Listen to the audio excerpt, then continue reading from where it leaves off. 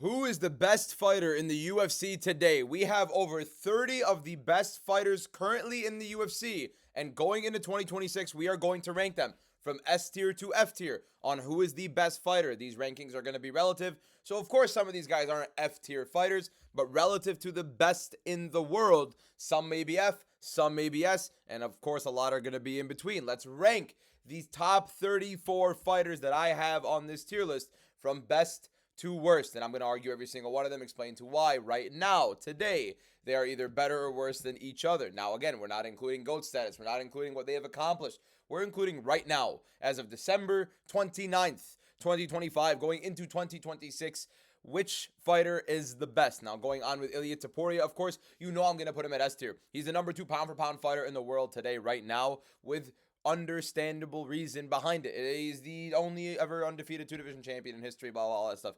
That's all GOAT status talk. Right now, pure boxer, the power. No one can beat Ilia Topuria in his own weight class. Maybe Islam Makhachev can. He's no longer in the weight class. I don't think Arman Tsarukyan would beat him. I think there's almost nobody in the UFC better than Ilia Topuria. And what a way to start the list. Of course, it's Ilia Topuria. I mean, no one really is better than him. But let's get into it. We're going to start talking a little bit more on the specific details as we get through. Dricus du Plessis, I'm going to put at a B tier. Dricus du Plessis is 100% someone you have to consider because he has 2 title defenses. He defended against Sean Strickland, looked way better in that second fight than in the first fight, which a lot of people, including myself, didn't believe he won. And then, obviously, the Adesanya fight, he has the defense. But as a fighter in general right now, seemed very timid against Chimaev. I do think he just has the knockout ability. He has some decent grappling overall. He just obviously isn't at that tier, and who really is, to be honest. And we get to find out maybe if he fights Fluffy Hernandez or fights somebody else, which really we should be getting Fluffy Hernandez versus Dricus du Plessis instead of Fluffy against Strickland. But nonetheless, I think Dricus du Plessis is a fantastic fighter, very well-rounded overall, still very sloppy at times, but in that second Strickland fight, we saw the kickboxing elevate much better overall, and then against Adesanya, it was a little bit sloppier. So it's weird. It's weird with Dricus du Plessis. He could be sharp, he could be sloppy. Either way, he's effective, and the only guy he's ever lost to right now in the UFC is Khamzat Chimaev, and basing it off of his skill set, really good overall grappler offensively, heavy on top. The striking is always going to be there to keep up with the best, and his recovery is pretty good as well. I mean, we've seen him get hurt, we've seen him get hit even when tired. And he does very well in that situation. His cardio is fantastic as well, as we've seen even in the Chimaev fight. Joshua Van, I'm also going to put at... I'm going to put Joshua Van as a C tier. Now, I love Joshua Van overall as a fighter. I think the wrestling and the grappling offense is obviously going to be hindered. He is a predominantly boxer-based martial artist. But at the same time, I think his boxing is very, very high level. I think his volume is very, very high level. I don't know exactly defensively with Josh Van because the arrogance is definitely there, and that is a good amount of the reason as to why he gets hit often. But nonetheless, he gets hit often. I don't understand exactly how good he is defensively, and I don't know how good he is offensively to separate at the absolute peak of it. Brandon Royval, I think, was a very good matchup for him. Against Tatsuro Taira, against Manel Kape, against Alexandre Pantoja, I don't know exactly how it's going to look. And I think the grappling is going to showcase to be very deficient in both of those. I think his takedown defense, the timing of the sprawl, the underhooks are fantastic. And punishing fighters as they come in on that, he's very, very good with. But I don't think he's good enough in the jiu-jitsu department to stop some of these positionally when they do get him down. And I do think guys like Pantoja and Taira can get him down. And also in the striking, I think that Manel Kape fight is going to be very interesting. And we'll talk about those. We have a couple of these flyweights down here as we're going to be ranking them in a moment. But onto Magomed Ankalaev. I think Ankalaev is a better fighter than Dricus du Plessis. I think Ankalaev, the issue with Ankalaev is we saw Ankalaev quite literally go from like, oh, he's basically untouchable against Alex Pereira. Pereira isn't really doing much against him, and he's actually out kickboxing Alex Pereira. He hurt him in the second round bad, and Pereira's essentially done nothing since. And then we watch him lose in a minute and a half. He's had like the pinnacle of his career and the absolute bottom of his career happen within the same year. And as of right now, actually, I'm going to put him under Dricus du Plessis. Because I think Dricus du Plessis just overall is a... I don't see many people grappling on Ankalaev. And on the feet, I don't really see many people being able to compete against him. I think he's a pretty good overall kickboxer. I think he's good at distance. I just think he makes some mistakes every now and then. And he seemed very mistake prone against Alex Pereira in that second fight, immediately accepting back foot and seeming terrified of Pereira's pressure when the whole first fight, I mean, he was willingly moving forward on the front foot and wasn't really giving up space to Pereira the whole time. I don't know exactly what happened. I'm a little bit questionable on Magomed Ankalaev. I probably would put him at A tier right now. Had yeah, had he just not looked like a complete shell of himself against Alex Pereira in that second fight. But yeah, Ankalaev I'd still put over DDP. I think he's better defensively, both grappling and striking. That's why I'd probably have to put him over him. Jack Della Maddalena, I believe is a. I mean, look, I understand what people are going to be expecting here, but I think JDM is a C tier fighter. Now, I don't think he's worse than Joshua Van because I do think his jiu-jitsu defense is fantastic, and I think his scrambles are very good overall. And I'm not saying Van's aren't, but I think the jiu-jitsu defense of Jack Della Maddalena is definitely more proven, and I think he's just better overall in that department than Van is. I think Van is the better boxer, better overall volume. I think JDM is slightly better defensively, but honestly, in the defense, oh my, we're stuttering way too much. We gotta relax here. The JDM defensive boxing is pretty subpar. He gets hit pretty often. The Bilal Muhammad fight was pretty showcasing of that. Yeah, I think JDM is a worse offensive boxer than Joshua Van, a slightly better defensive boxer than Joshua Van. And in terms of the takedown defense, I think he's similar. I think Joshua Van may even have him in the takedown defense, but the jiu-jitsu defense especially is wildly better overall for JDM. He's right there. I think amongst these guys that we have on this list, I would put him at a C tier. Manel Kopp, I would put at a B tier. I would put Manel Kopp under Dricus du Plessis at B tier. I think he would beat Joshua Van today. Yes, when I have these rankings compared to guys in the same weight class, I think this guy beats this guy. So I have Manel Kopp over Van. I think Manel Kopp today beats Joshua Van. I think the shots down the pipe are more effective. I think he's way better defensively than Joshua Van is. No grappling upside on either end. If anything, it's more so towards Manel Kopp. I think Manel Kopp is the better grappling compared to Joshua Van. And then I think the power is going to separate them big time. I think Joshua Van will land on Manel Kopp. I think Manel Kopp is very durable. I think Manel Kopp we've seen going to firefights and he's perfectly fine with it. But at the same time, I think he's faster. I think he's more explosive. I think his shots are better timed. And I think Joshua Van needs a lot more volume to win the fight. He's not going to get that against Manel Kopp. Because Kopp's going to slow the fight down a little bit, work his own pace, and he's going to dictate what he wants to happen in the fight because of the timing. Now, between Kopp and Jack Della Maddalena, and then Kopp's a better defensive grappler. Maybe purely jiu-jitsu defense, Jack Della Maddalena, but I think positionally Manel Kopp is better. I think the scrambles are better for Manel Kopp. I think the takedown defense is better for Manel Kopp. I think he's a way better striker than Jack Della Maddalena. Give me Manel Kopp over JDM for sure, under B tier. I think just the offensive weapons that DDP has in the grappling kind of separate him. And I actually think DDP's defense is actually substantially improving time and time again. That's why I have DDP over Manel Kopp. And Manel Kopp, I think, is one of the best flyweights, if not the best flyweight in the world. Until you talk about Tatsuro Taira. Now,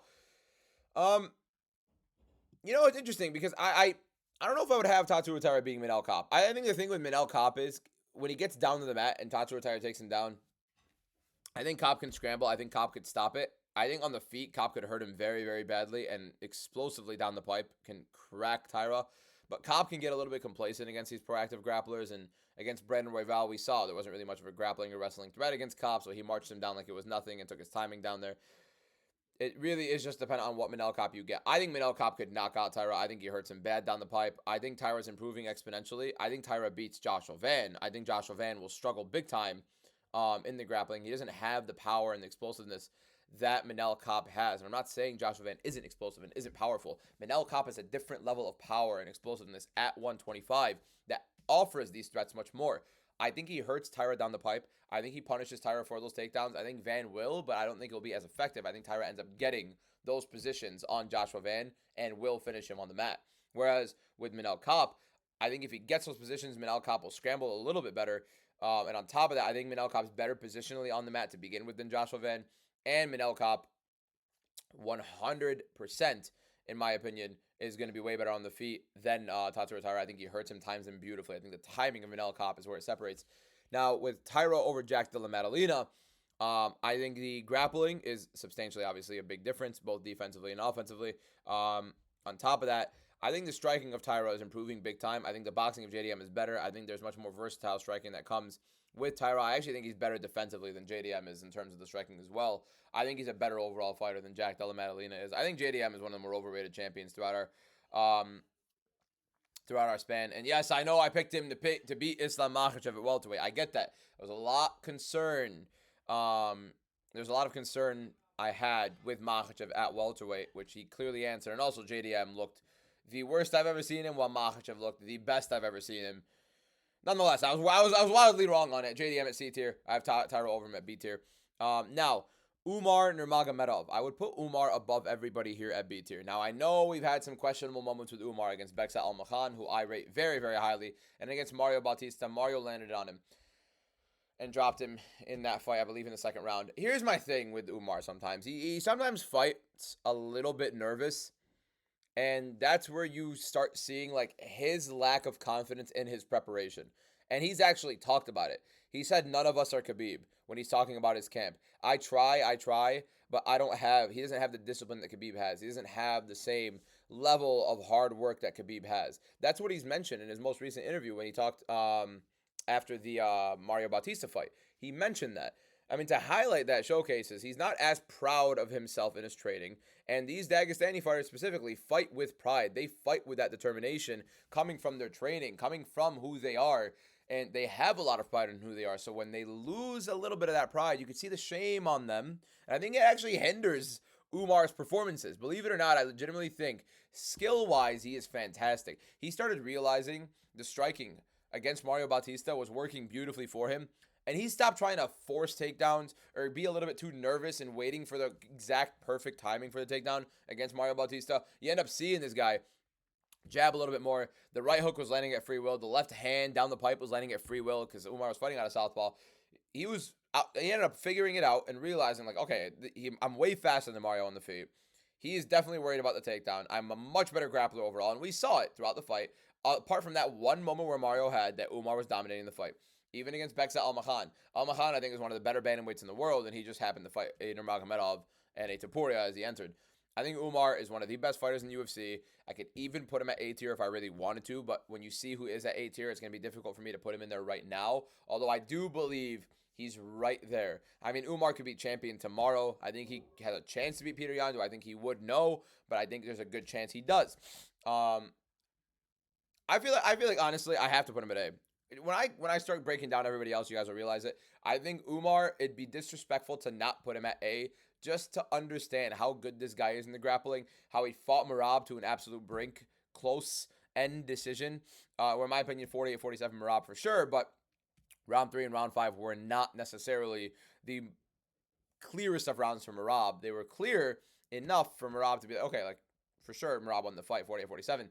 I don't know how you can conclusively guarantee that's like a better round than Merab round 4 or Umar winning rounds 1 and 2 very clear. Round 3 and 5 were way closer. Umar put up a very good fight and a very big step up in competition against Merab. So I think Umar in general, stylistically, a very good overall striker, very dexterous with his kicks. He has a variety of strikes overall. He's decent defensively for the most part, but sometimes gets caught big, which is, again, why I have concern with him against Peter Yan. But the grappling is a completely different level, even against a very high-level grappler in Mario Bautista, which a lot of people are just seemingly just ignoring how good of a grappler Mario Bautista is. Nonetheless, Sean O'Malley.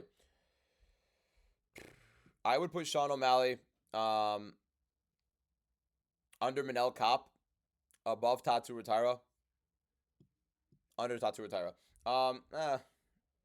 Above Tatsu Rataira. So, I think Sean O'Malley is one of the best boxers in the UFC. I think he's one of the best strikers in the UFC today. I think his grappling deficiency is definitely there, and he has some jiu-jitsu, and he has a decent get-up game. But I also think he's starting to lose touch in that a little bit. I think he's starting to lose confidence in that a little bit, and it's going to hurt his game overall. The wrestling obviously is essentially not there defensively or offensively whatsoever. Defensively, it's whatever. You know what I mean? In any fight that O'Malley's had a guy who has any sort of decent level wrestling try to take him down, he's been taken down, apart from Aljamain Sterling, which in my opinion, Aljo's not the best of offensive wrestlers overall, especially at 135 where he was a lot more drained. And O'Malley, I think, was a stylistically good matchup against Aljamain Sterling, keeping him at distance, because Aljo doesn't really close distance that well to get his takedowns. I think his wrestling defense is like a C- D+ for O'Malley. I think his wrestling offense is 0. We obviously know O'Malley's striking and kickboxing is fantastic. Defensively, he's unbelievable. I just feel like Manel Kopp a little bit more better with his offensive weapons. On the feet, I think he's maybe even, I mean, I think he's a little bit worse of a striker than O'Malley is, but I think defensively is very close to it. No, actually, no. I think O'Malley is definitely better than him defensively. I think just the grappling upside from Manel Kopp is 100% the separation between him and O'Malley. Both defensively and offensively is where I have Manel Kopp a little bit better than O'Malley. But I do have O'Malley as a better striker. I just think Kopp is that much better of a defensive grappler, and he's good enough in the striking to keep him above O'Malley in this tier list. On to Diego Lopez. I think Diego Lopez is fun. I think Diego Lopez is an insane fighter. I think he's one of the most dangerous fighters in the UFC in terms of just walking you forward. He has a chin. He knows he can take a shot, and he's going to try to throw and land on you big. And if you want to take him down, good luck. Have some fun, because it's not going to be entertaining down there with him. You are going to be active at all times in this guy's guard. You're not going to have fun. And he's not going to take you down as often unless he gets like a random body lock on you, which he did against Gene Silva. Nonetheless, Diego Lopez, I think, is a better fighter than Jack Della Maddalena. I think Diego Lopez is a better fighter than Tatsu Retaira. I think Diego Lopez is not a better fighter than Sean O'Malley. He's a better fighter than Sean O'Malley. And I don't think he's a better fighter than Manel Kopp. I think Diego Lopez is fantastic offensively. I just think he gets hit way too often. Defensively, he is horrible on the feet. Horrible. I think he's such a massive threat on the mat that even if his wrestling is subpar, and even if you want to take him down, I don't even think he prefers to defend the takedown. Why waste the energy defending the takedown if he is probably going to be better than you on the mat? No matter who it is at featherweight, there's not a single person in featherweight, in my opinion, that is better than this guy on the mat. The striking is powerful. The striking is dangerous. The problem with Diego Lopez is he is way too hittable, and at some point that chin is going to get cracked. I do believe if he fights Gene Silva again, that's the result. I don't see how Gene Silva does not hurt him the next time out. He was landing at free will, and the difference is Gene Silva, I don't think, would fight like a complete Neanderthal the second time. I don't think he'd fight like a complete moron moving forward in his career because he knows he was the better fighter in that fight.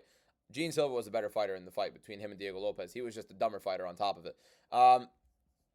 So yeah, Diego Lopez, mid-B tier right here. I have him under Manel Kopp because, again, defensively, Manel Kopp is definitely way better. He has some good grappling attributes himself, but at the same time, I just think the jiu-jitsu, of course, is way better for Diego Lopez. The wrestling, I actually would argue that Manel Kopp's wrestling is better both offensively and defensively. And Manel Kopp is the much cleaner striker both defensively and offensively. Merab Dvalishvili. Hear me out. Don't lose your mind. I'm talking about right now, today, best fighters in the UFC. Right now, I would rank Merab under Umar. I think Merab is a worse fighter than Umar right now. I think Umar beats him in the second fight. I'm not saying this because Merab lost. I've been saying that prior to the Merab loss. Umar Nurmagomedov fought Merab very razor thin. And it was 48-47 in Umar's biggest step up in his life. First ever championship fight. And now he's coming in. He's closer to 30 years old as Umar. Merab's closer to 35. And he just took maybe some of the most, if not the most damage he's taken in his entire career after a very, very active 2025. Petr Yan dealt a very, very substantial amount of damage on Merab Dvalishvili. While Umar Nurmagomedov hurt him in that fight early on, Merab recovered. Merab ended up winning the fight. Merab did hurt Umar in round 5. I think Umar is better on the feet than Merab. I think Umar can match him in the grappling. I think Umar will look better in the grappling this time out than he did in the first fight. I think Umar right now today is a better fighter than Merab. However, I'm not putting Merab under A tier because this guy's gas tank is ridiculous. I think Umar will end up matching that gas tank. Not matching it, but he'll be able to work with it across these 5 rounds. And yes, Umar's cardio is a little bit suspicious. But he fought 5 rounds against Corey Sandhagen and dominated him 50-45 in that fight. Every single round out-grappled Corey Sandhagen. He was perfectly fine in it. And then against Merab, he was actually looking better in round 5 than he was in rounds 3 and 4 in terms of cardio. But then he ended up getting cracked big by Merab, and then that's where Merab separated. I think Merab loses the second fight to Umar. I think Umar is better today than Merab is today. Again, all time and all that stuff is a whole different conversation. Movsar Evloev. Evloev, I'm putting at the top. No, I'm not. I can't do that. Here's the thing with Movsar Evloev. I think he's better than Sean O'Malley. I think defensively he's pretty good. I think he's definitely someone who has the offensive wrestling capabilities. I think he's actually getting better with his striking overall, throwing a lot more often with it. He's very explosive with it. But at the same time with Movsar Evloev, Do I think he beats Diego Lopez today again? No. On a full camp, both of them, do I think he beats him? No. Why? Because Diego Lopez is more dangerous on the feet. Diego Lopez, both of them, 100% hittable. Lopez and Evloev are not necessarily the best defensively in the world. But Movsar Evloev, I think, is in hell on the ground against Diego Lopez, as we saw in the first fight. Both on a full camp with Lopez not taking the fight on 9 days notice or whatever it was when Bryce Mitchell pulled out against Evloev. I'd be shocked if Lopez doesn't get him in a deeper submission on this time end, because defensively on the grappling, if Evloev lets up, and if he doesn't, I mean, honestly, look, against Aljamain Sterling, he actually did pretty decently in the scrambles overall. He's actually very, very high level with the scrambles. Really good overall. I mean, elite level wrestling, elite level scrambling overall. It's just against Diego Lopez. Lopez got him in some very, very peculiar positions, especially that knee bar that I don't think Evloev gets out the second time, third time. And I think on the feet, I think Lopez lands harder and more often, especially the newer version of Lopez, who in my opinion is more confident in his hands, more confident in his abilities overall on the feet. And then especially with the 5-round experience that Lopez has now, the 5-round camps where Evloev doesn't really have a main event under his belt yet, and the activity that Diego Lopez has had against higher level competition, he's not coming in from an outside promotion on short notice fighting Evloev. I think Diego Lopez is better than Evloev right now. I wouldn't put Evloev under Sean O'Malley. I just think he's a little bit more prestigious than that right now. In the wrestling, I think defensively, on the mat, I think the scrambles overall separate enough. I think in the striking, his pressure is starting to help him a lot more, and the threat of the takedown is improving his hands and the confidence with his hands, that you start seeing him throw a little bit more often. So I put Evloev over O'Malley. I do not have him over Diego Lopez, though. Lerone Murphy. I believe Lerone Murphy is a C-tier fighter in terms of these guys here. No. Within my heart, I legitimately don't, because Lerone Murphy is wildly overrated right now. With a win over Josh Emmett that didn't necessarily look the greatest.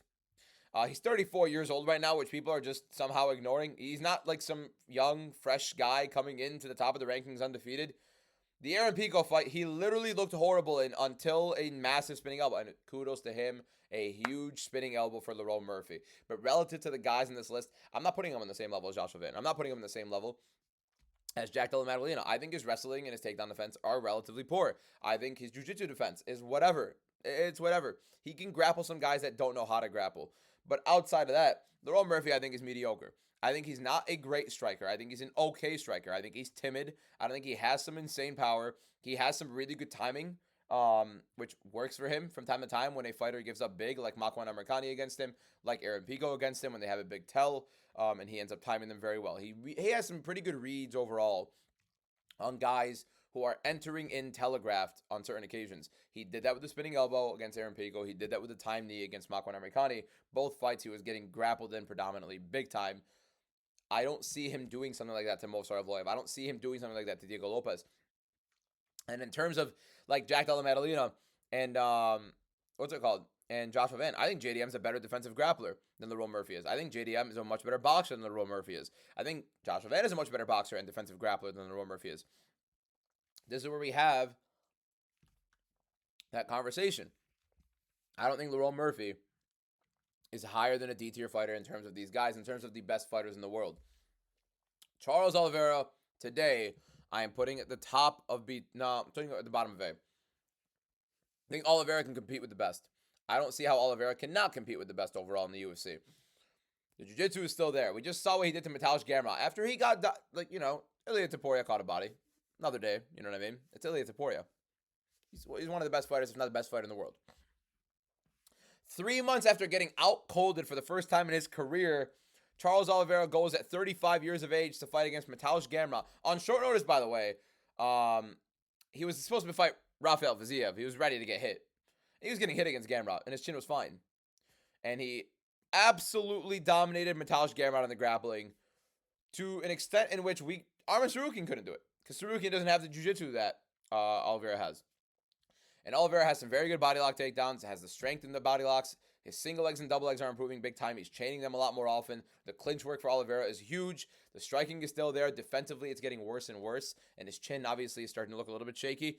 But it always was, to be honest. Like, when do you see Charles Oliveira not really taking shots? And when was he ever the best defensively? And when was he ever the best with his chin. His recovery has been fantastic, which we've showcased. Apart from, again, Ilia Topuria is Ilia Topuria. It's a different world.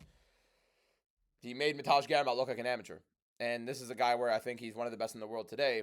I think Oliveira is right there. I think I'm going to put him under Merab because Merab's pace and persistence and the ability to avoid being finished and being put in horrible situations, I think Merab does a very good job in. I think his durability and recovery a little bit better than Oliveira's. I think the pace and that cardio definitely separates just a little bit, although Oliveira does have cardio. He just slightly slows down around 5. Arman Tsarukyan, I would put at the bottom of S right now. Arman Tsarukyan is a top 15 fighter in the UFC today. No questions asked. In my opinion, you could very heavily argue that Arman Tsarukyan is a top 5 fighter in the UFC with Islam Makhachev, Ilia Topuria, Peter Yan, Khamzat Chimaev. I think that those guys could be your top 5 today. You could argue Arman Tsarukyan is within the top 5. He's that freaking good. This guy is legitimately insane with how good he is. He is a top-tier elite wrestler, one of the best ground and pound you have ever seen in your life, barring Khabib. If not for Khabib, we'd probably be talking about Arman Tsarukyan with very uncomfortable conversations when it comes to ground and pound. He's in the same conversation with John Jones in terms of that next guy up when it comes to aggressive positional awareness and putting on that ground and pound on the mat.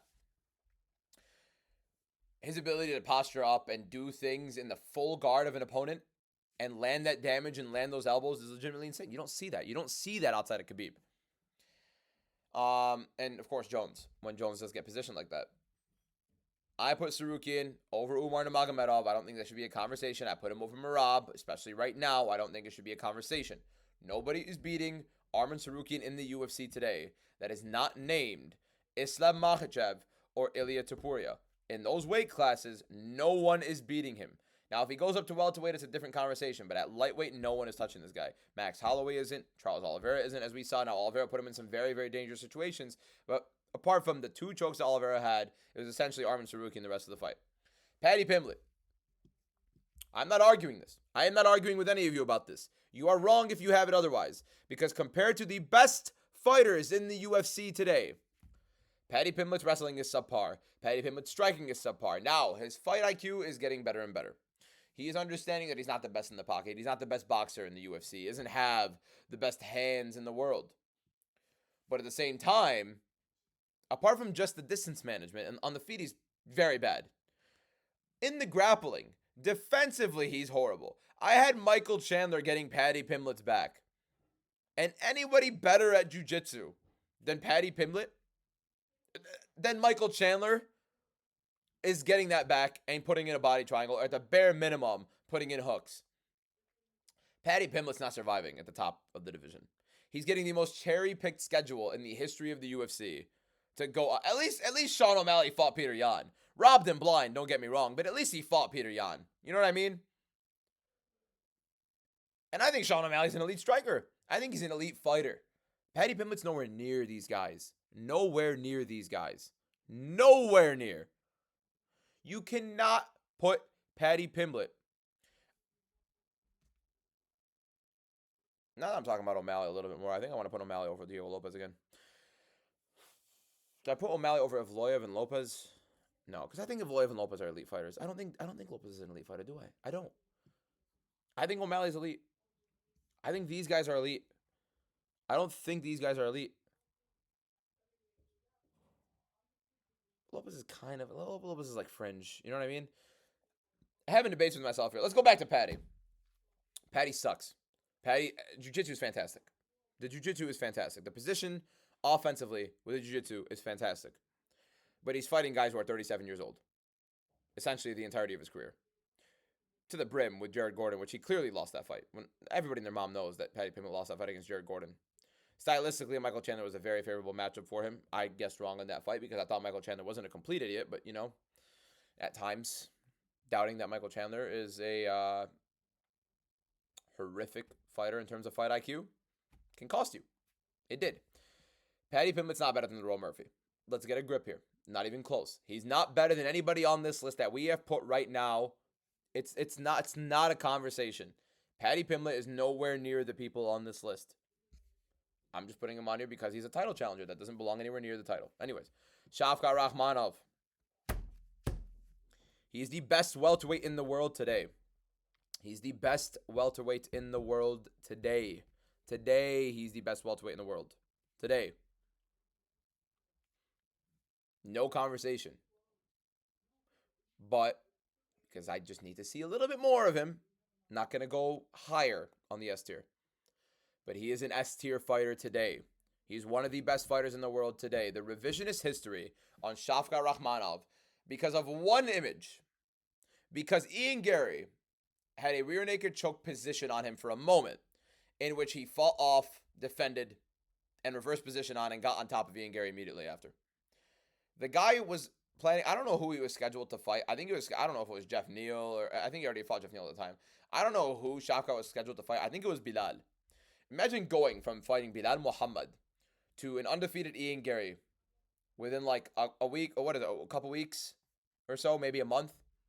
It's short notice for Shavkat too, and on top of that, he's going into that fight with a torn MCL against an undefeated Ian Gary, who stylistically is a much rougher matchup for him than Bilal or whoever he was fighting ever was.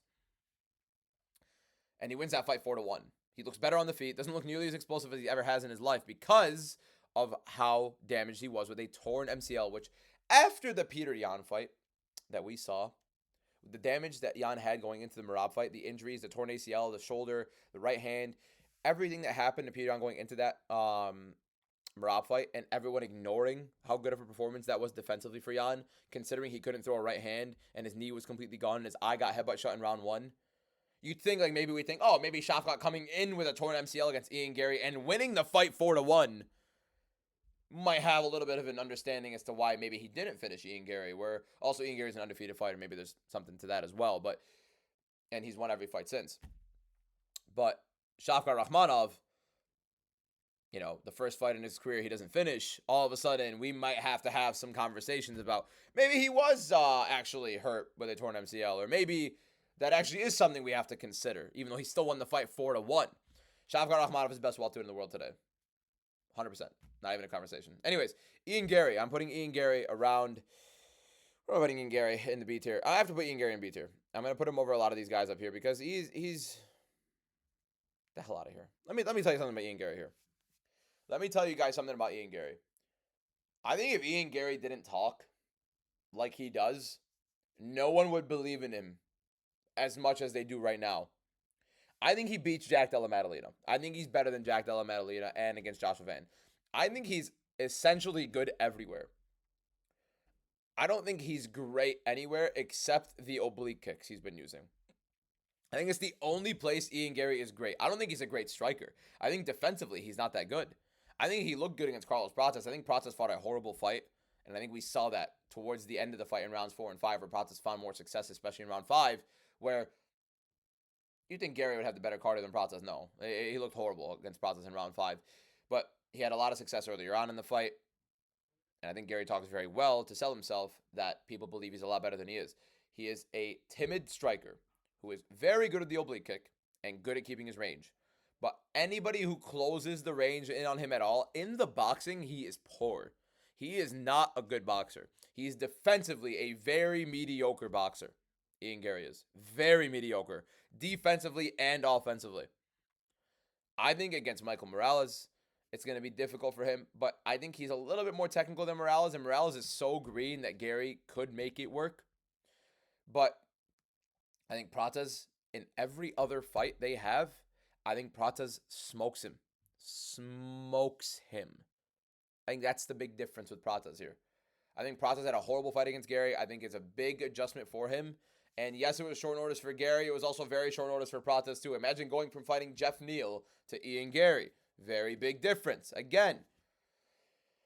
But you got to commend Ian Gary for taking these fights on short notice. I think he's a very good fighter overall. I'm not putting him amongst these guys in B tier, who I do believe can become UFC champion. Every single person in B tier, I believe, is a UFC champion or UFC championship caliber. At C tier, I do think Joshua Van is too. I don't think Ian Gary's better than a lot of these guys at welterweight. I don't think he's a better fighter than Tatsuro Taira, than Melsar Evloev. I don't see it. Michael Morales. Technically speaking, on a technical standpoint, Ian Gary is better than him.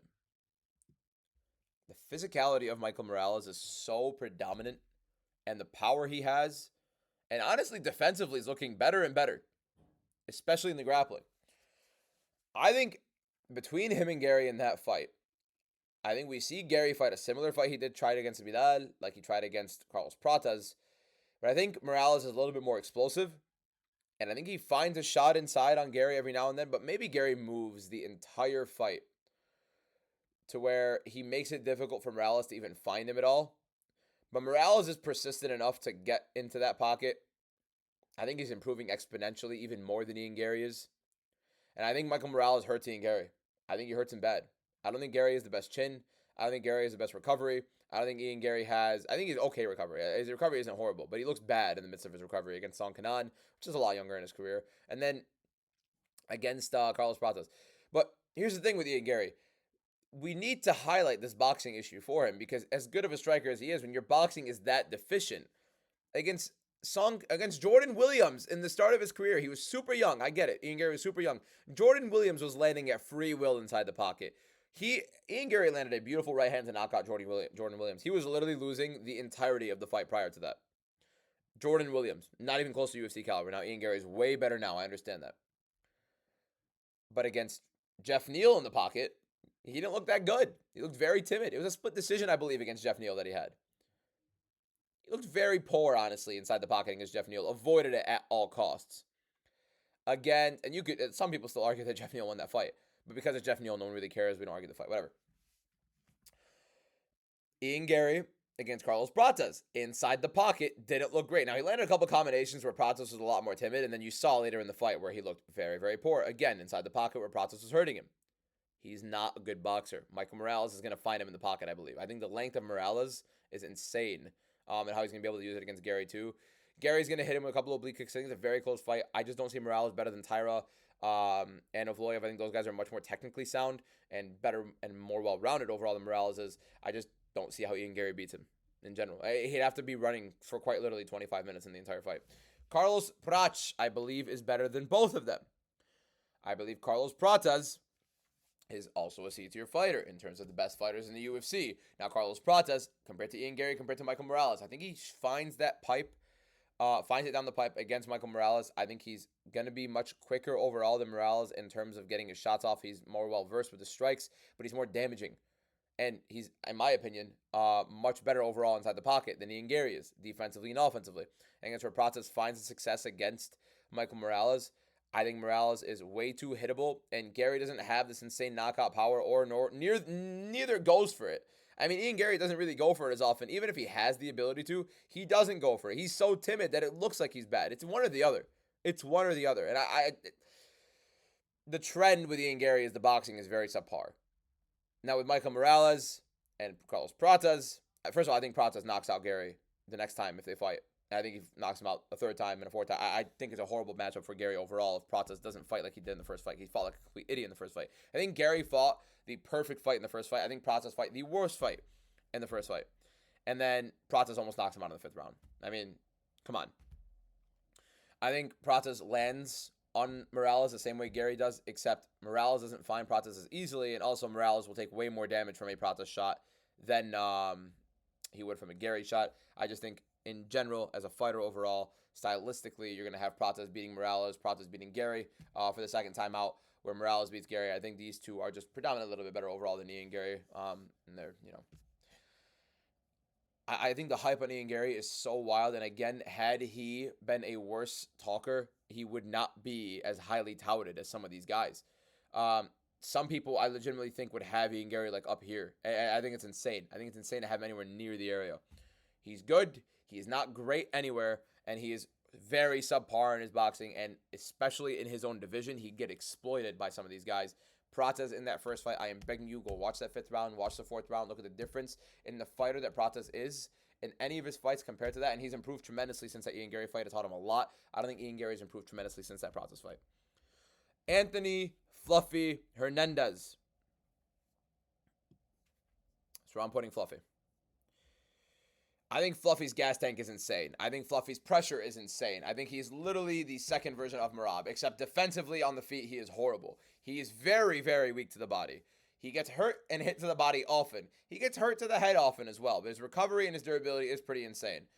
On the mat, he gets put in some very bad positions. If somebody's going to grapple against him, he's defensively not the greatest wrestler, and he's also defensively not the greatest jiu-jitsu practitioner. We've seen Brendan Allen get him in submission attempts. We've seen Brendan Allen get him down and dominate him on the mat a good amount.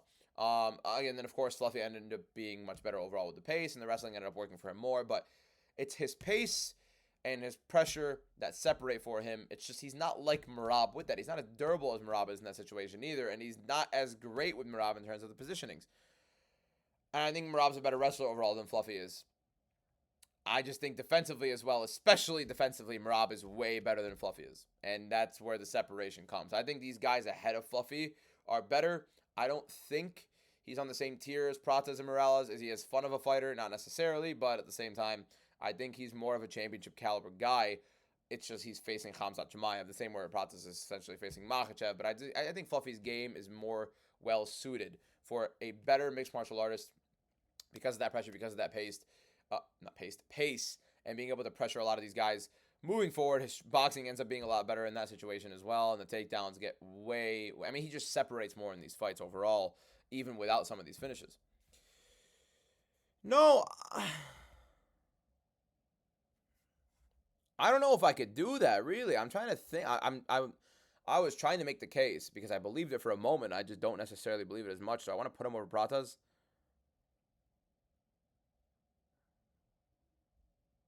He gets put in so many bad positions by fighters in situations that, yeah, I feel like I can't put him at B amongst these guys I'm looking at here because the positions he gets put in are horrible on the feet and on the mat. Roman Dolidze is Roman Dolidze. I'm not expecting Roman Dolidze to do anything against him. I expected him to walk through Roman, and he did. Yeah, I'm going to put Fluffy there. I think C tier makes sense. I think people overrate how well he's going to do against Chimaev. I think this is going to be a very rude awakening when Chimaev submits him in the first. Peter Yan. Come on. Come on. You can even compete with Topuria here a little bit, but he's maybe the most skilled fighter we've ever seen in our lives in terms of just every facet of mixed martial arts defensively and offensively. You have to put him over Arman Tsarukyan. I just think Topuria separates a little bit. The power helps Topuria a lot for sure. I think the timing Topuria has with his hands is better. Defensively, both are very good. Both are top-tier elite defensive fighters. I think Topuria takes a couple extra shots more than he needs to, as does Yan. But both do it for different reasons. They both kind of download the data, but Topuria does it to time a perfect shot, where Yan does it to time exactly what the guy is doing so he can counter plenty. I think the offensive wrestling for Yan is better. I think the jiu-jitsu is way better for Topuria. The defensive grappling, very similar for both. Obviously, the power is definitely going to be in favor of Topuria. I think the boxing is slightly favoring Topuria, although Yan is right up there as well. The kickboxing is definitely there for Yan. It's razor thin with both of these guys. Yan's my favorite fighter. Topuria is my second favorite fighter. I put Topuria just a better fighter overall than Yan right now. I don't think we really need to argue anything else prior. Imavov, Nasruddin Imavov. I think he's worse than Lil Murphy. I think Imavov is a very poor grappler, to be honest. Against Brendan Allen, we saw it. I think he's mediocre at best if you want to give him props. But I think Lil Murphy's a better fighter than Imavov. I think the boxing of Imavov is pretty good overall, but I think it's good for middleweight. I don't think middleweight's really that good overall in terms of these boxers. And when he's fighting Kyle Bahalio, it's looking a lot better than it should. I'm not a big fan of Imavov as a fighter. I think he's being wildly overrated right now as a guy who can compete against Chimaev. I think it's a hysterical matchup that's going to end much quicker than you think it is. Chimaev is at a different level than these guys, a substantially different level than these guys. Give me Imavov down at D under Lil Murphy. I think Murphy's a little bit better, well-rounded overall, both defensively and offensively, honestly. That's saying, like, I don't like Lil Murphy at all, but I think Imavov is wildly overrated in that regard. Yuri Prohaska, defensively, not the greatest overall, but he's getting a little bit better. Offensively persistent. The grappling, I think, is somewhat there. I think people kind of forget a little bit about his grappling, but because, I mean, honestly, we don't see it often. It's Yuri Prohaska. He's dominating people on the feet. I'm going to put him at the top of B. I think he's better than Magomed Ankalaev. I think he beats Magomed Ankalaev. I think Magomed Ankalaev would struggle against the pressure against Yuri. I think Yuri's going to put a pace on Magomed Ankalaev where it's going to be very difficult for him to deal with. Yes, Yuri isn't as good defensively as some of these guys down here, like with Manel Kopp, with Sean O'Malley, but at the same time, I think he has a good amount of grappling upside, both defensively and offensively. I think he has, obviously, the power on offense with the striking. The striking offense is insane from Yuri. The amount of things he could throw from different angles, that's the difficulty with him. The complete unorthodox style while also taking a lot of shots. His durability with it, with anybody not named Alex Pereira, it's insane. And I think he'd knock out Ankalaev, to be honest. I don't think Ankalaev would be able to deal with the pressure. I don't think Ankalaev would be able to deal with Yuri Prochazka getting in his face. I think Yuri could even take him down if he wanted to. I think it'd be such a sick fight that we need to see.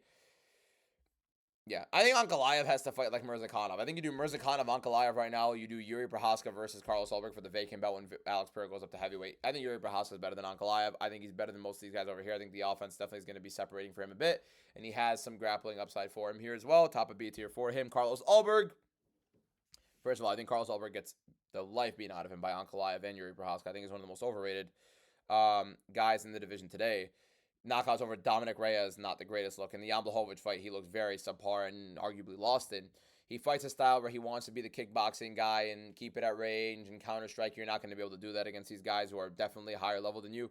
Ulberg, in my opinion, I'm also putting it D tier. I actually think he's worse than Imavov overall. You can even argue Ulberg down to F tier compared to a lot of these guys. Yeah, I'd probably put him down here. I'd put Patty under him. I think Ulberg's at least a very good overall striker that can actually keep his base on the feet defensively. I think he's a better striker than... He's close enough to a striker than Patty is a grappler, especially when you consider the wrestling of Patty as well. No, I'd put Patty over Ulberg. I got to relax a little bit on that one. I think Ulberg is very one-dimensional. I think he's an okay counter striker. I think it's wild, the matchmaking he's had going up into light heavyweight, and I think he's going to have to deal with the peak of the division very soon, where he is going to showcase it's like Corey Sandhagen. Corey Sandhagen is not an elite bantamweight. He never has been. Every single elite bantamweight he has fought, he's been dominated by. Big time. Jan, Sterling, Umar, Merab. It never even close against an elite bantamweight. But then he fights a guy who's sub-elite, and he's at the top of it. He's like literally the gatekeeper to elite for bantamweight. He's never been elite, no ever will be. However, he will let you know if you are. And then with Ulberg, I think it's going to be relatively similar. Except you don't need to be elite to be Ulberg. I just think you need to be relatively decent. But it could be similar. I think he's an elite gatekeeper to light heavyweight. If you're elite, you'll get past him. If you're not elite, you're going to end up being below him. I don't think Ulberg's that good. I think we're going to put Ulberg at the bottom of this tier. Honestly, no. You don't need an elite fighter to beat Paddy Pimblett. I'm putting Ulberg over Paddy. I refuse. Mirzakhanov, for example, I think beats the life out of Carlos Ulberg. I think Mirzakhanov can knock out Ulberg. I don't think he beats Ankalaev. I don't think he's better than Dricus du Plessis as a fighter overall. I don't think he's better than most of these guys over here. I think Mirzakhanov is fantastic. I think the knockout he had over Alexander Rakic is fantastic. You know what I can't shake from my head with Mirzakhanov though? I can't shake this Dustin Jacoby fight.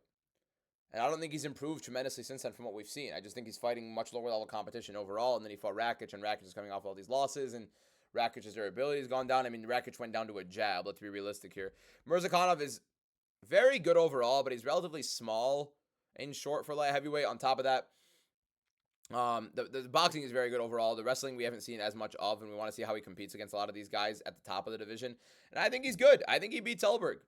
I don't think he's better than Joshua Van or Jack Della Maddalena as a fighter. I think he's better than Lerone Murphy. I think he has a much better overall upside than Lerone Murphy in both the grappling and the striking. I think the power is going to be a big separator for him. He's a very good finisher overall. I want to see how he separates later on. I mean, he's going to be getting a big fight too, and I think him and Ankalaev is very, very possible. You rarely ever do Russian versus Russian, especially towards the top, but hey, this is like one of those moments where it's very, very plausible, and I don't really hear them talking about these two guys being friends, but you never know. You never know how it goes with Russia, so I think Mirzakhanov is a good enough boxer. I think he's an all-right kickboxer. I think he's decent at range. I think he's decent in the pocket. I don't think he's elite anywhere per se. I think he has a really good power. I don't think he's better than these guys in terms of just overall skill set. I don't think he's a better fighter than anybody above him here.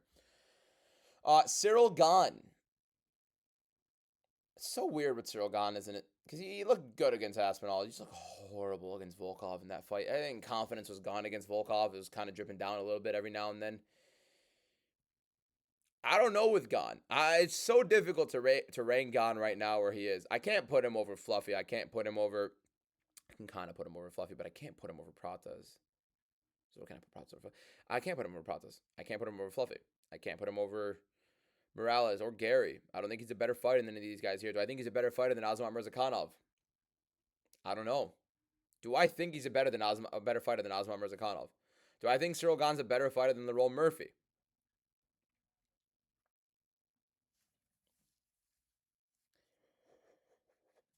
I think Ciryl Gane is between Lerone Murphy and Nasruddin Imavov. I think people are so off on this little judgment on that first round against Tom Aspinall because we saw Cyril Gane have some success against Aspinall that we didn't expect, and people are all of a sudden ripping on Aspinall and praising Cyril Gane because the expectations were completely off. And we ended up seeing Tom Aspinall on a 1.5 year layoff from finishing everybody within 2 minutes to all of a sudden looking like he needed a little bit more than 2 minutes against a guy who, for the first time in his career, is fighting someone with footwork in mixed martial arts ever. I mean, you don't really get people in heavyweight with footwork, so he's getting used to it a little bit, right? He's getting used to it a little bit, Tom Aspinall. And then he comes in and Cyril Gane's moving around, jabbing, not giving Aspinall necessarily the range he wants, as you see with most other fighters that Aspinall faces, if not every other fighter. It's different for Aspinall coming in on that big of a layoff with that much pressure and that little experience he has in the octagon compared to Gane as well. The amount of fight time Gane has in the octagon compared to him. But I just don't think skill-wise Gane is good. I think the longer that fight went, the worse it was going to get for Gane, and it was going to end up with Gane out cold. One way or another. Gane is not the better grappler. He is not the better striker. He had to eye poke his way to get Tom Aspinall away from taking him down. He literally eye poked Aspinall before, like, as Aspinall shot in for a takedown, and then he had the other eye poke on top of that where it ended up, causing this whole thing, and now Aspinall needs surgery and all this. But Cyril Gane, I don't think is better than Lerone Murphy. I think Lerone Murphy's more well-rounded overall. I think Lerone Murphy's a better striker than Cyril Gane overall. I think just in general, as a fighter, he's better than Gane. Khamzat Chimaev at the top of S tier, right above Arman Tsarukyan. Is he more well-rounded than Arman? No. Is he a better jiu-jitsu practitioner than Arman? Yes. Does he have good striking? Yes. I think Chimaev's striking is actually not bad. I don't think he's that confident in it. And I think when you see Chimaev like in the boxing, in that situation, I think he's better than he gives off because he quite literally does not want to strike. He's there to hurt you a little bit, and he wants to go right back into the takedown. He wants to make sure he has the takedown that he wants. And if he needs a little bit of a break, he's going to stand with you and be like, yeah, give me a second. Okay, I got my double leg. It's done. He's one of the best fighters in the world. I don't think he's better than Peter Yan. I think he's good. I think he's very, very good. I think Peter Yan is one of the best, especially well-rounded in his skill set, pound for pound, elite. But Chimaev is literally right there. In terms of S-tier fighters, you cannot have Khamzat Chimaev that low. You cannot. No. No chance in hell you could put Khamzat Chimaev anywhere under S-tier. And I think he's better than Arman. I think he's better than Shavkat Rakhmonov. Now, Alex Pereira. Here's the conversation now. It's S tier or A tier for Alex Pereira. Alex Pereira as a kickboxer is so good that it's difficult to put him anywhere other than S tier. Yes, he's one-dimensional. But when you have somebody who's so one-dimensional and so good, yet so good at that one dimension, like Khabib is with the wrestling and grappling, you get Alex Pereira. You get a two-division champion who's done what he's done, who's beaten who he's beaten, who's that good in the striking. But right now, do I think he's a better fighter than Arman Tsarukyan and a better fighter than Shavkat Rakhmonov? No. I'm not putting him in S tier. Alex Pereira right now today at 38 years of age is elite. He is elite. He is an elite striker. He is fantastic at range. He is unbelievable with his timing. He is powerful.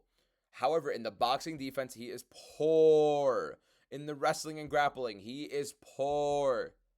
And he's 38 years of age. He's significantly slowing down. I know we didn't see it in that Magomed Ankalaev fight in the second fight. I know that it seemed like we saw it. But I still think he looked slower. I still think he looked slower in that fight than he did prior.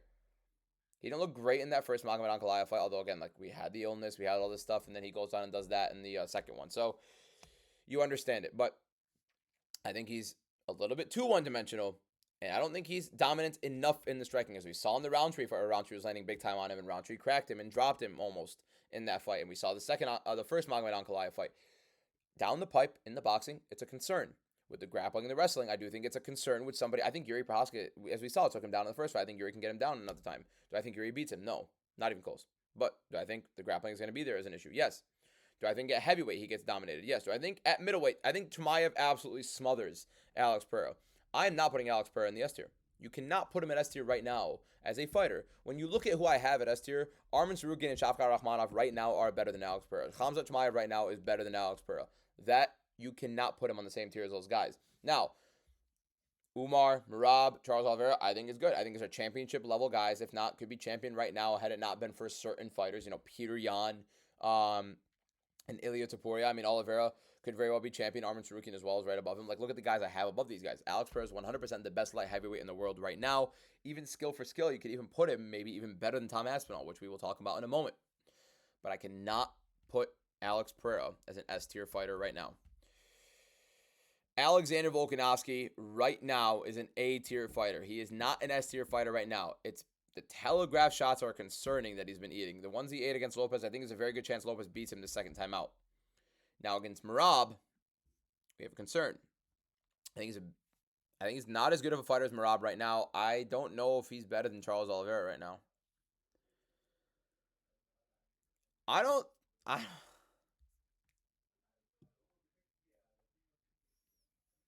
Yeah, I'll put him over Charles. But I think the biggest issue with Volkanovski is his biggest strength is now also his biggest weakness. His reaction time is so badly hindered because of the age, and you could see it. That Diego Lopez fight, he was off for like a year or so. Then he fought Diego Lopez. And Diego Lopez Volkanovski looked fantastic. He looked quicker, he looked better, he was a much better striker overall. He looked like vintage Volkanovski, just a little bit slower. Diego Lopez was landing some very telegraphed shots on Volkanovski that Volkanovski never in a million years would have eaten. I mean, think of the Volkanovski that fought Max Holloway the third time. He was seeing everything. He was not seeing things like that against a very telegraphed Diego Lopez. The second time out against Lopez, I think Lopez fights with a little bit more of an aggressive style. He fought a horrible fight, Diego Lopez did, against Volkanovski the first time. I think Lopez fights more aggressively. I think he gets in Volkanovski's face. I think he's going to put the volume out there, knowing that Volkanovski can't hurt him as badly as he thought he may have been at risk for. If Volkanovski wants to take him down, I think Lopez is going to be very inviting of that. And I think that Lopez, especially coming off of the Gene Silva fight and the damage he took in that and just being fine, eating a lot of those shots, it's insane. I don't think he's going to have the worry against Volkanovski this time. I think Diego Lopez becomes champion. I think we might get a trilogy. But nonetheless, Volkanovski I don't think is better than Merab right now. I think Merab right now is better than Volkanovski. Do I think Merab could go up weight and beat Volkanovski? Not necessarily, because I think the weight class difference is a little too much for Merab. But Volkanovski right now, A-tier fighter, all time, of course, one of the greatest of all time, S-tier 100%. But right now, today, he is an A-tier fighter, slowly dripping down. Tom Aspinall.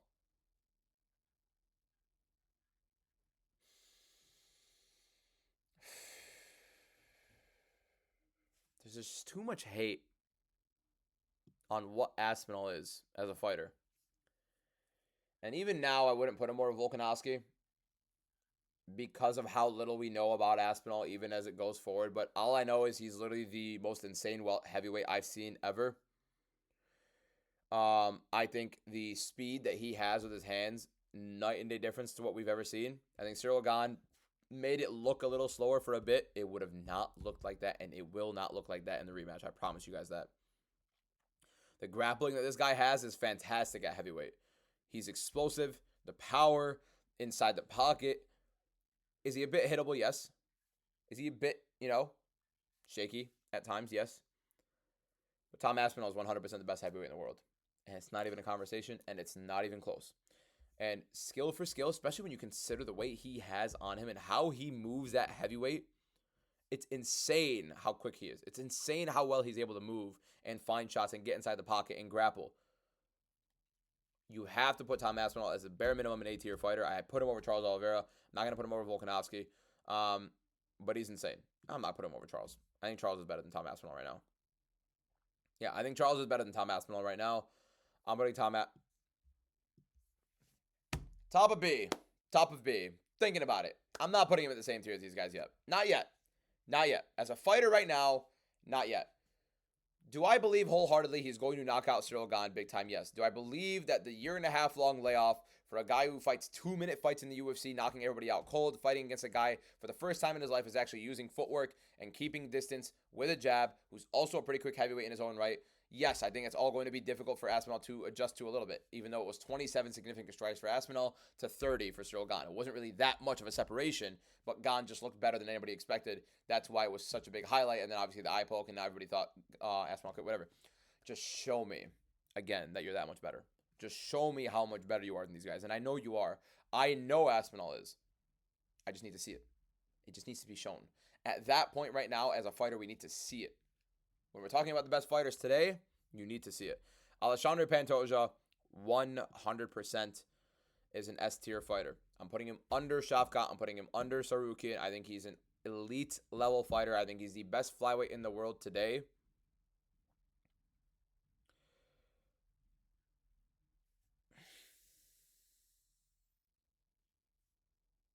But I think Tyra beats him. So now I have a couple things to evaluate here.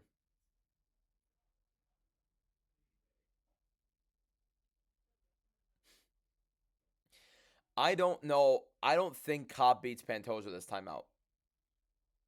I don't think in the rematch he beats Pantoja. So I wouldn't put Pantoja under Cobb.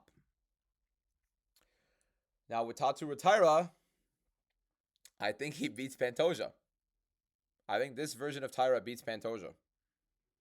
This version of Pantoja. And 35-year-old Pantoja coming off this big injury.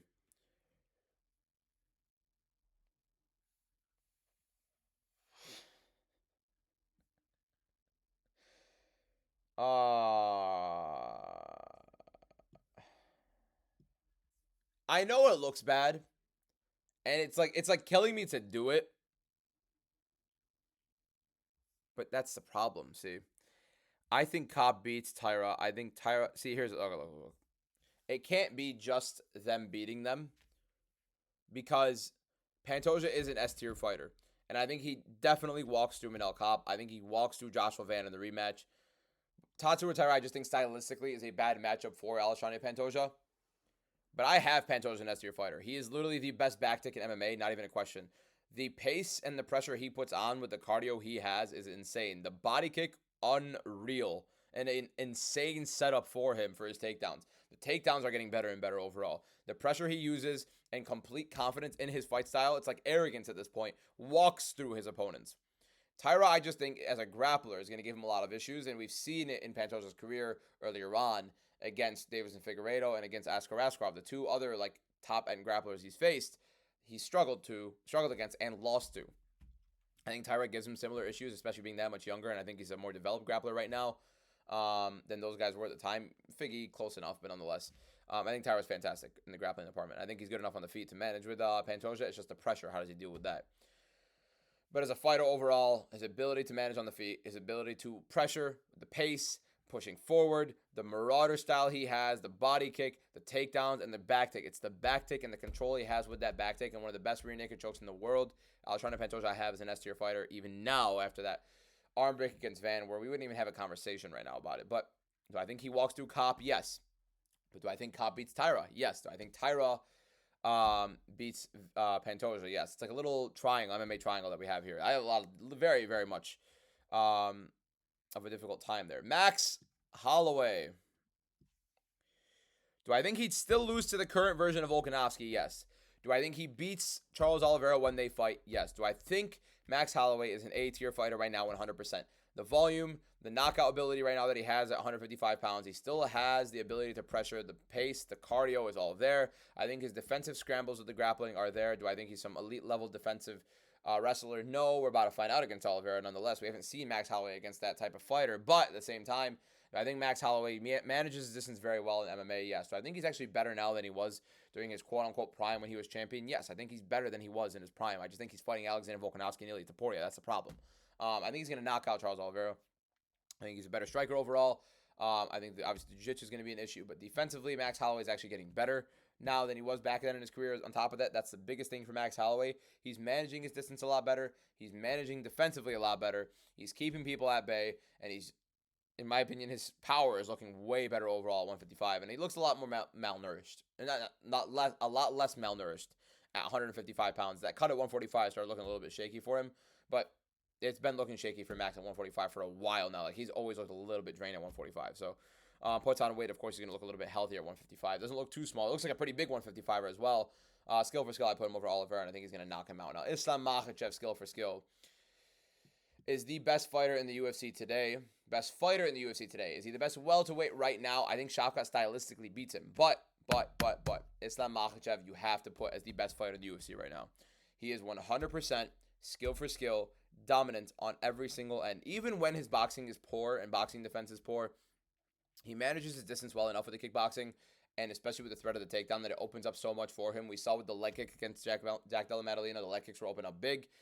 We saw with the high kick against Volkanovski, it separated. Like, his left kick from southpaw is so much better now than we could have ever imagined because of that threat with the grappling and the increased threat with it because of how fearful everyone is of it. The leg kicks are working. The high kick is working. The body kick is actually working pretty decently. He doesn't throw it as often as the others, though. And then, of course, the takedowns with Makhachev. The wrestling is elite defensively and offensively. The jiu-jitsu, we don't even have to talk about it. And positionally, he is just fantastic. Makhachev is 100% the best fighter in the UFC today. Yeah, that's my rankings of the best UFC fighters, the tier list for the best UFC fighters going into 2026. Right now, these are the tiers I'd have each of these fighters in. These are the only S-tier fighters in the UFC, in my opinion.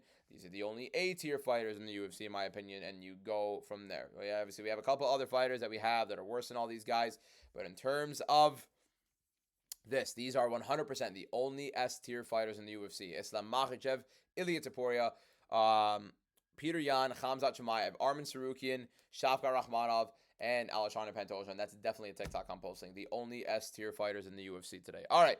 Thank you guys so much for watching. This tier list is public for everybody to go ahead and do if you want to do it yourself. I was on live stream where you guys voted as well. I'll be posting a video on that. But yeah, thank you guys so much for watching. Like and subscribe. Follow on TikTok as well. We're on our way to 1,000 subscribers on YouTube. We're so close. You guys are blasting the subscribe button right now. Within the last 2 months of me doing YouTube, I've gained over, I think, 550, nearly 600 subscribers in the last 2 months. You guys are insane. Thank you guys so much for all of this. Let's get to 1,000 subscribers, hopefully before the end of January. I think it's very likely going to be before the end of January. I think it's going to be like the first week of January, hopefully. Yeah, appreciate you guys for watching. We'll do more tier lists and stuff like this later on. I'll post on YouTube tomorrow. See you guys then. Peace out.